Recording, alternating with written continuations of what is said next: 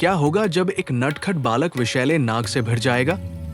यमुना नदी में एक भयंकर नाग रहता था, कालिया। उसका जहर इतना भयानक था कि पानी काला पड़ चुका था। नदी के पास जाते ही जीव जंतु मर जाते थे और गोकुल के लोग डर के मारे वहां जाने की हिम्मत नहीं करते थे। लेकिन एक दिन कृष्ण अपने दोस्तों के साथ खेल रहे थे और खेल खेल में उनकी गेंद सीधा यमुना नदी में जा गिरी।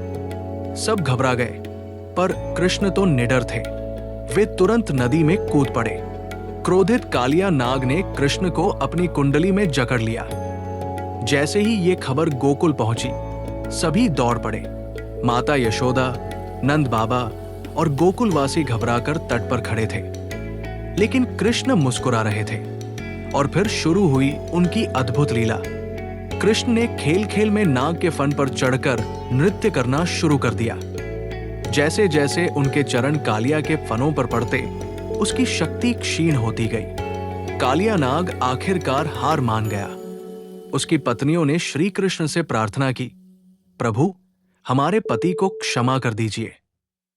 कृष्ण ने उसे यमुना छोड़कर रामनक द्वीप जाने का आदेश दिया और कहा कि अब कोई गरुड़ उसे नहीं सताएगा। जैसे ही कालिया नाग यमुना से निकला, नदी फिर से स्वच्छ और निर्मल हो गई। गोकुल वासियों में खुशी की लहर दौड़ गई। इस कथा से हमें सीख मिलती है, बुराई कितनी भी बड़ी हो, जब सच्चाई और साहस उसके सामने आते हैं तो बुराई को झुकना ही पड़ता है। ऐसी और अद्भुत कहानियों के लिए मिथिक मंथन को सब्सक्राइब करें।